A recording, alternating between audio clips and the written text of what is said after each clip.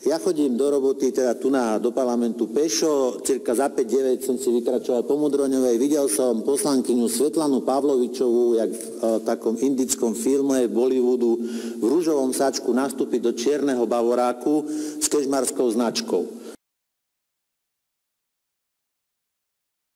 To znamená, kolegyňa za 5-9 odchádzala domov. Išiel som sa pozrieť tu, bola napísaná v prezenčke. Jedna z mála, ale bola tam napísaná v prezenčke. Prosím vás pekne, spravte už niekto v tom poriadok. Veď je to úbohé, je to trapné. Ja sa už viac ako rok na tie záchodové papiere nepodpisujem.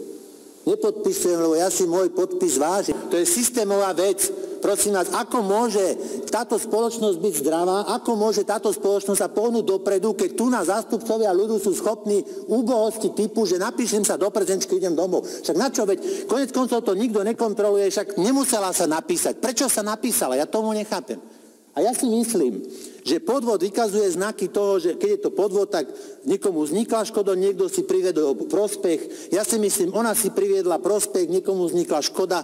Prosím vás, dajte nejaký, nie judikát, nejaké rozhodnutie meritorné v tej veci, že tak zrušte všetky všade prezenčky. Na čo sú prezenčky, keď takej úbohosti, mega úbohosti sme schopní? Však na čo sa tam napísala? Ako môže táto spoločnosť ísť dopredu, keď Svetlana Pavlovičová nemá kúska hanby v sebe, že sa sem napíše, sadne do toho čierneho bavoráku a ide preč?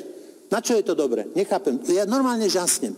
Podľa mňa to vykazuje znaky podvodu. Prosím vás, dajte k tomu, žiadam teraz oficiálne, a neviem, jak to bude, urobím, čo v tom budem môcť, aby to bol aj precedens pre ľudí tejto krajiny.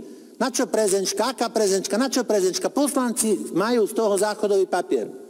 Nič úbohejšie som nikdy nevidel. Nič, fakt, normálne žasnem. Bez kúska hanby, bez kúska absolútnej hanby.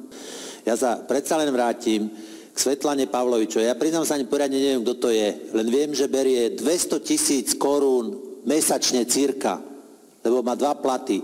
Prosím vás, tak za tie peniaze by aspoň nemusela podvádzať. Je enormnou, úplne brutálnou úbohosťou i sa napísať do prezenčky ani nosem nevnoriť. Je to dokázateľné. Som naozaj zvedavý, že aký precedens, aké ponaučenie z toho vytvorí generálna prokuratúra. Ja budem sa snažiť dopátrať tomu, že na čo to má zmysel, na čo nemá. Za 200 000 korún mesačne by si niekto mohol robiť poriadne svoju robotu. Nie v ružovom sačku si sadnúť do čierneho bavoráka a vyvážať sa. To je, viete, ono to naozaj skončím s tým, čo som sa začal. Všetko so všetkým súvisí. Ako môžete chcieť od tých ľudí niekde v Kežmarku, v Gelnici, aby mali vzťah k štátu, aby mali vzťah k hodnotám, aby mali vzťah k úctu ku zákonom, keď z ich rajona, ich poslankyňa si toto dovolí a ešte sa s tým predvádza.